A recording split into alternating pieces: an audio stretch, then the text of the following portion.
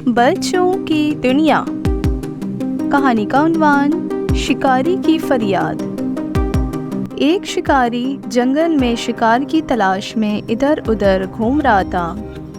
उसे कोई शिकार नहीं मिला तो वो अल्लाह से फरियाद करने लगा, या अल्लाह पाक कोई तो एक शिकार लगा दे। और दिल दिल में अपने आप को कोसने लगा कि मैं किस जंगल में आ गया, यहाँ कोई शिकार के लिए जानवर ही नहीं है।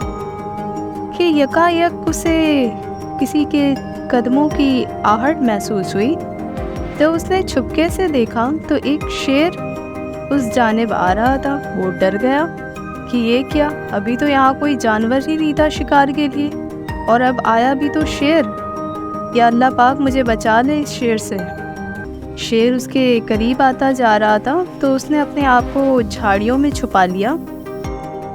शेर को भी वहाँ किसी इंसान की बू महसूस हो रही थी और शिकारी डर रहा था कि कहीं शेर उसके करीब आकर उसे खा ना जाए, क्योंकि वहाँ पर कोई और बचाने वाला नहीं था।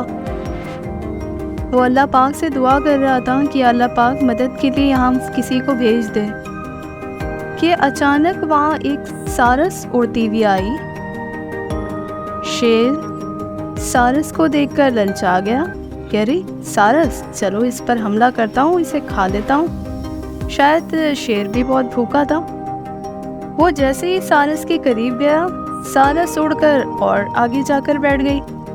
जब शेर वहाँ तक पहुँचा, सारस वहाँ से उड़कर और आगे चली गई।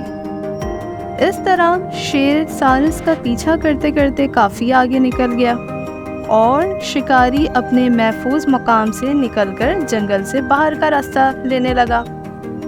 जैसे ही वो जंगल से बाहर निकला, उसने देखा वही सारस जख्मी हालत में उसके सामने मौजूद है। उसने देखते ही सारस को पहचान लिया कि ये तो वही सारस है कि जिसने मेरी जान बचाई थी, और अब ये जख्मी हो गई, मुझे यकीनन इसकी मदद करनी चाहिए।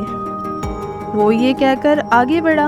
उसने देखा कि एक लकड़ी का टुकड़ा सारस के बदन में चुभा हुआ है।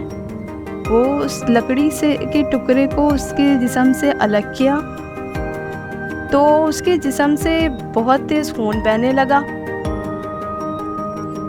शिकारी उस सारस को लेकर अपने टेंट में चला गया और वहाँ कुछ मरहम पट्टी की, और इस तरह कुछ दिन बाद सारस दोबारा ठीक हो गई। इस तरह दोनों ने एक दूसरे की मदद से एक दूसरे की जान बचा ली।